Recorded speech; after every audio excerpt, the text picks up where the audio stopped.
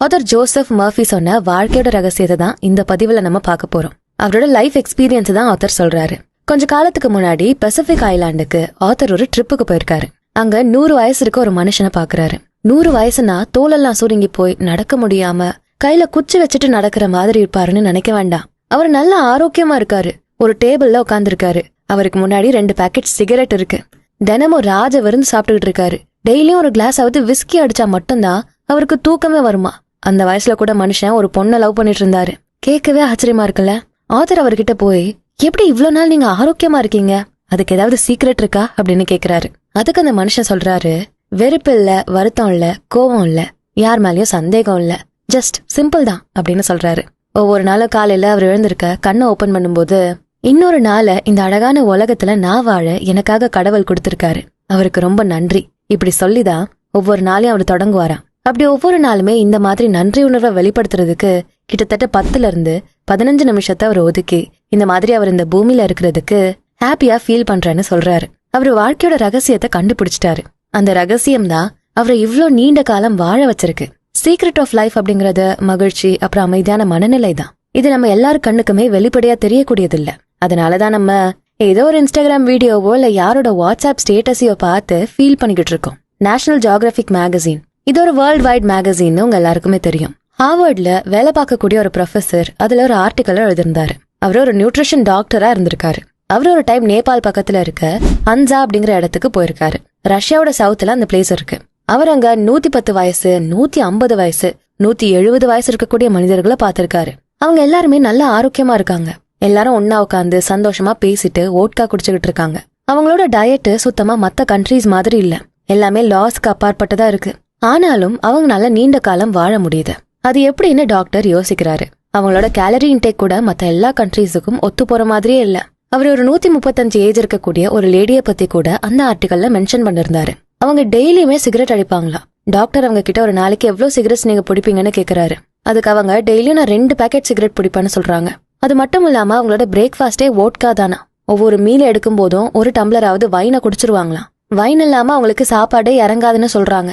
அது மட்டும் இல்ல, டாக்டர் 120-140 வயசு இருக்கக்கூடிய மக்கள் கூட வயல்ல வேலை செஞ்சுட்டு இருந்ததை பாத்திருக்காங்க. எப்படி அவங்களால மட்டும் இப்படி இருக்க முடியுது? அவங்களோட டயட் கூட பெருசா ஆரோக்கியமானதா இருக்க மாதிரி தெரியல. ஆனா எப்படி இது முடியுது? அந்த சீக்ரெட் இன்கிரீடியன்ட் என்ன? அது வேற எதுவும் இல்ல, மன நிம்மதிதான். நம்பிக்கை, தான் மேல இருக்கக்கூடிய நம்பிக்கை, கடவுள் மேல இருக்கக்கூடிய நம்பிக்கை, கள்ளம் கபடம் இல்லாத அவங்களோட சிரிப்பு. இந்த உலகத்திலே கான்சியஸா சிரிக்கக்கூடிய ஒரு உயிரினம்னா அது மனிதன் மட்டும்தான். வேற எந்த உயிரினத்தினாலையுமே சிரிக்க முடியாது. மனுஷனுக்குள்ள கடவுள் இந்த சிரிப்பை வச்சதுக்கு காரணம், எல்லா உயிரினத்தை விடையும் மனுஷங்களுக்கு தான் கோவம், ஸ்ட்ரெஸ், டிப்ரெஷன் இதெல்லாமே அதிகம். அந்த டென்ஷன் எல்லாமே போகணும்னா அதுக்கு இந்த சிரிப்பு மட்டும்தான் மனுஷனுக்கு உதவி பண்ணும். எல்லாருனாலையுமே இந்த சிரிப்பை அவங்க முகத்துல கொண்டு வர முடியும். ஆனா நம்ம தான் அடுத்தடுத்த வேலைன்னு பாத்துக்கிட்டு ஏதோ ஒரு இலக்குல மட்டுமே போக்கஸ் பண்ணி மன நிம்மதி இழந்து ஸ்ட்ரெஸ், டிப்ரெஷன் சுத்திக்கிட்டு இருக்கோம். காலையில எழுந்ததும் செய்யக்கூடிய ஒரு நல்ல எக்ஸசைஸ்னா அது கடவுளை நினைச்சு பாக்குறது தான். இந்த உலகத்திலேயே கடவுளுக்காக பண்ணக்கூடிய பெஸ்ட் பிரேயர்னு பார்த்தா நம்ம கடவுள் கிட்ட நன்றி உணர்வை செலுத்துறது தான். ஆனா இந்த உலகத்துல எல்லாமே ஈக்குவல் ஆனது கிடையாது. எப்பவுமே ஒன்னை விட ஒண்ணு பெட்டரா தான் இருக்கும். ஆனா சில மக்கள் கடவுள் நினைச்சு தினமும் ப்ரே பண்ணுவாங்க. அது அவங்கள பல இக்கட்டான ஆபத்தான சூழ்நிலை வந்தாலும் காப்பாத்தும். நடுக்கடல்ல போய்கிட்டு இருந்தாலும் கூட அவங்கள கரை சேர்க்க உதவியா இருக்கும். மலை அளவுக்கு இருக்கக்கூடிய கடனை கூட திருப்பி செலுத்த மன தைரியத்தை கொடுக்கும். இந்த எக்ஸ்பீரியன்ஸ் எல்லாமே ஆகாஷிக் ரெக்கார்ட்ஸ்ல இருக்கு. ஆகாஷிக் ரெக்கார்ட்ஸா அப்படின்னா என்னன்னு யோசிக்கிறீங்களா? அது வேற ஒண்ணும் இல்ல, நம்ம எல்லாருக்குள்ளயுமே சீக்கிரட்டா நம்மள ஏக்கிட்டு இருக்க நம்மளோட சப்கான்சியஸ் மைண்ட் தான். இந்த சப்கான்சியஸ் மைண்ட் மட்டும்தான் இந்த பிரபஞ்சத்து கூட நம்ம கனெக்ட் ஆகக்கூடிய ஒரே வழி. இந்த உலகத்துல இருக்க எல்லா மக்களோட எக்ஸ்பீரியன்சஸ் நம்ம எடுத்து பார்த்தாலும் அதெல்லாமே அவங்களோட சப்கான்சியஸ் மைண்ட் மூலமா வழிநடத்தப்பட்டுதான் இருக்கும். ஒட்டுமொத்த பிரபஞ்சமும் அப்படிதான் ஏங்கிட்டு இருக்கு. இந்த மாதிரி கடவுளை வாழ்த்தி நீங்க ப்ரே பண்ணும்போது உங்க மனசு சுத்தமாகும். உங்களுக்கு யாருமே இல்லையே அப்படிங்கிற கவலை எல்லாம் போகும். என்னை என் கடவுள் பாத்துப்பாரு, என் பிரச்சனைகள் எல்லாத்தையும் அவர்னாலதான் போக்க முடியுங்கிற அந்த தைரியத்தை கொடுக்கும். தெய்வீகமான உணர்வு இந்த பிரபஞ்சத்துல என்ன வேணும்னு ஆசைப்பட்டாலுமே அதை உங்களுக்கு அட்ராக்ட் பண்ணி கொடுக்கும். இந்த மாதிரி எக்ஸ்பீரியன்ஸ நிறைய மக்கள் பார்த்திருப்பாங்க. நடக்கவே நடக்காதுன்னு நினைக்கக்கூடிய விஷயம் கூட நடக்கும். வாட் அ மெடிக்கல் மிராக்கிள்னு சொல்ற மாதிரி ஆச்சரியமான விஷயங்கள் நடந்து நம்மள ஆச்சரியப்படுத்தும். அதுவும் நம்ம கொஞ்சம் கூட எக்ஸ்பெக்டே பண்ணாத நேரத்துல நடக்கும். அப்ப நம்ம மன எண்ணங்களை யோசிச்சு பார்த்தா புரியும், இதெல்லாமே நான் முன்னாடி காலத்துல வேணும்னு ஆசைப்பட்டதுன்னு. நம்ம சப்கான்சியஸ் மைண்ட் அந்த அளவுக்கு பவர்ஃபுல் ஆனதுன்னு ஆத்தர் சொல்றாரு. ஆத்தர் ஒரு லேடி கிட்ட பேசுறாரு. அவங்க ரொம்ப டிப்ரெஸ்டா ஸ்ட்ரெஸ்ஸோட இருக்காங்க. எனக்கு செத்து போக போர் அடிக்குதுன்னு யாராவது சொல்லி கேள்விப்பட்டிருக்கீங்க? அப்படி வேற யாராவது இருக்காங்களான்னு யோசிச்சு பாக்குறீங்களா? முதல்ல உங்களை யோசிச்சு பாருங்க. நான் உங்களை டிமோட்டிவேட் பண்ணலன்னு ஆத்தர் சொல்றாரு. நம்ம எல்லாருக்குள்ளயுமே இந்த தெய்வீகமான உணர்வு இருக்கதான் செய்யும். ஆனா அந்த லேடி பல கஷ்டங்களோட தான் வருத்தத்தோட ஆத்தர் கிட்ட பேசினாங்க. மன நிம்மதி எங்க இருக்கோ அங்க எந்த வருத்தமும் இருக்காது. காதல் இருக்க இடத்துல வெறுப்புக்கு இடம் இல்ல. மன நிம்மதியும் வருத்தமும் ஒரே இடத்துல இருக்க முடியாது. வெறுப்பும் நம்பிக்கையும் ஒரே இடத்துல இருக்க முடியாது. நீங்க ஒருவேளை லாங் டிரைவ் போய்கிட்டு இருக்கீங்க. திடீர்னு ஒரு நடுக்காட்டுல உங்க கார் நின்னு போகலாம். இல்ல நீங்க ஒரு தப்பான லைஃப் பார்ட்னரை கூட மேரேஜ் பண்ணிருக்கலாம். ஆனா அதுதான் உங்க வாழ்க்கையோட இறுதியான முடிவு கிடையாது. உங்க மனசுக்கு நீங்க இதைதான் புரிய வைக்கணும். இது இறுதி இல்லைன்னு நீங்க தான் உங்க சப்கான்சியஸ் மைண்டுக்கு புரிய வைக்கணும். நீங்க ஃப்ரஸ்ட்ரேட் ஆகி வருத்தப்படலாம், என்ன வேணாலும் பண்ணலாம். ஆனா நீங்க அப்படி வருத்தப்படுறதுனால ஏதாவது மாறப்போகுதா? கண்டிப்பா கிடையாது. நான் முன்னாடி ஒரு சேட் லேடிய பத்தி உங்ககிட்ட சொன்னேன்ல. அவங்க பல நாளா அவங்களுக்கு இருந்த சோகத்தினால சரியா தூங்கல. அதனால இன்சோம்னியாவே அவங்களுக்கு வந்துருச்சு. அவங்க உடம்புல எந்த நரம்புலயும் ப்ராப்ளம்லாம் இல்ல. ஆனா அவங்க தப்பான வைப்ரேஷன்ஸ அவங்களோட நர்வ்ஸுக்கு கொடுக்கறாங்க. அதனாலதான் அவங்களோட எண்ணத்துக்கு ஏத்த மாதிரி அவங்களோட பாடி அஃபெக்ட் ஆகுது. அவங்க கிட்ட நிறைய பணம் இருக்கு, இருந்தாலும் கூட மன நிம்மதி இல்லாம தான் அந்த லேடி இருந்தாங்கன்னு ஆத்தர் சொல்றாரு. இந்த மாதிரி வருத்தப்படக்கூடிய மக்கள் தான் டாக்டர் தேடி ஹாஸ்பிட்டலுக்கு போவாங்க. ஏன்னா அவங்களோட மைண்டே இல்லாத ஒரு நோயை உருவாக்கி படுக்க வச்சிரும். பல காலமா நம்ம நாட்டுல பெண்களை கிச்சன்லயே இருக்க வச்சு வீட்டு வேலைகளே பார்க்க வச்சாங்க. இந்த மாதிரி காலங்காலமா பண்ணதுனால பெண்கள்னால இந்த ஒர்க்கை தான் பண்ண முடியும்னு அவங்க மைண்டே அவங்களுக்கு ஒரு ஃபீலை கிரியேட் பண்ணிடுச்சு. ஆனா பெண்கள் எல்லாருமே ஆர்டிஸ்டிக்கானவங்க தான். அவங்களுக்குன்னு சில தனி திறமைகள் இருக்கும். ஆனா அவங்க தான் முன் வந்து இனி அதை எக்ஸ்பிரஸ் பண்ணணும். நம்ம வீட்டுல கூட இல்ல சில பெண்கள் இருக்கக்கூடிய வீட்டுல அவங்க வெளியே ஏதாவது வேலை பார்க்க போனா அவங்களுக்கு டயர்ட் ஆயிடும், அவங்களால வீட்டுல எதுவும் பண்ண முடியாதுன்னு பொத்தி பொத்தி பாத்துக்கிட்டு இருப்பாங்க. ஆனா அவங்களுக்கு தெரியறது இல்ல அந்த பெண்களுக்குள்ள அவ்வளவு டேலண்ட்ஸ் இருக்குன்னு. அமெரிக்கால இருக்கக்கூடிய 50% பெண்கள் ஆல்கஹாலிக்ஸா இருக்காங்க. ஆனா அதை பெருசா மத்தவங்க கிட்ட எக்ஸ்பிரஸ் பண்ணிக்க மாட்டாங்க. ஆனா நீங்க பண்ணக்கூடிய எந்த விஷயத்தையும் மத்தவங்க கிட்ட மூடி மறைச்சிட்டு இருக்க வேண்டிய அவசியம் இல்ல. நீங்க எந்த வேலைகளை பண்ணாலுமே அது சரியோ தப்போ அதோட கான்சிக்வன்சஸ முழுக்க முழுக்க ஃபேஸ் பண்ண போறது நீங்க மட்டும்தான். உங்களுக்காக ஃபீல் பண்றதா மத்தவங்க சொல்லலாம், ஆனா முழுக்க முழுக்க எல்லாமே நீங்க தான் ஃபேஸ் பண்ண போறீங்க. சோ இனியும் மத்தவங்க கிட்ட நீங்க பண்ற உங்களுக்கு பிடிச்ச ஒரு விஷயத்த ஒளிச்சு வைக்கணும், பொய் சொல்லி அவங்களுக்கு தெரியாம பாத்துக்கணும்னு எந்த அவசியமும் இல்ல. நேச்சருக்கு நம்ம மைண்ட மாத்தி ப்ரோக்ராம் பண்ணக்கூடிய சக்தி இருக்குன்னு சொன்னா நம்புவீங்களா? ஆமா.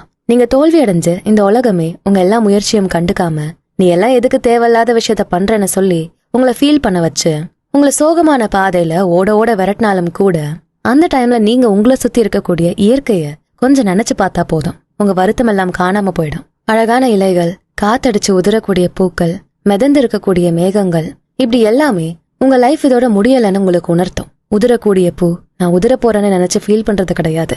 உதிர்ந்தாலும் கூட அதுவும் ஒரு அழகு தானே. இப்படி நம்ம மைண்டுக்கு தேவையான எல்லா விஷயங்களும் இயற்கை கிட்டே இருக்கு. நம்ம தான் அதை கண்டுக்க மாட்டேங்கிறோம். எமர்சன் இவர் ஒரு அமெரிக்கன் பிலாசபர். டியூபர்குலோசிஸ்னால பாதிக்கப்பட்டிருக்காரு. அவர் நேச்சரை பத்தி ஒரு ஆர்டிக்கல எழுதிருக்காரு. இந்த உலகத்துல இருக்கக்கூடிய சூரியன், மூன், பிளவர்ஸ், ஸ்டார்ஸ்ன்னு எல்லாமே இயற்கையோட ஒரு பகுதி தான். அவர் எழுதினதுலயே ரொம்ப அழகான விஷயம்னு பார்த்தா அவர் தன்னோட மைண்டு முழுக்க அழகால நிரம்பி இருக்கிறதாவும் அது எல்லா விஷயத்தையும் ஒரே மாதிரி பாக்குறதாவும் முழுமையா குணமடைய காத்துக்கிட்டு இருக்கிறதாவும் எழுதிருந்தாரு. அவரு உலகம் முழுக்க பல இடங்களுக்கு டிராவல் பண்ணி பல மக்களுக்கு நிறைய பாடங்களை நடத்திருக்காரு. இப்படி தன்னால முடிஞ்ச அளவுக்கு தனக்கு இந்த வாழ்க்கைய பத்தி தெரிஞ்ச ரகசியத்தை மத்த மக்களுக்கு சொல்லி கொடுத்து தன்னோட 80 வயசுல இறந்து போயிருக்காரு. நீண்ட காலம் சந்தோஷமா வாழணும்னா அதுக்கு அவங்களுக்கு தேவையானது ஞாபகம் மட்டுமில்ல, ஞாபக மறதிதான். சில நேரங்கள்ல மக்களுக்கு ஞாபக மறதி கூட ரொம்ப அவசியமான ஒண்ணுதான். ஆனா நம்மள நிறைய மக்கள் 10 வருஷத்துக்கு முன்னாடி நடந்த விஷயத்த கூட நினைச்சு இப்ப வரைக்கும் கோவத்தோட வன்மத்தோட இருப்பாங்க. இன்னும் சில பேரெல்லாம் பரம்பரையா பகையோட இருப்பாங்க. ஆனா இதனால ஏதாவது யூஸ் இருக்கா? அந்த பகை உருவாக காரணமா இருந்த விஷயம் எப்போ முடிஞ்சிருச்சு.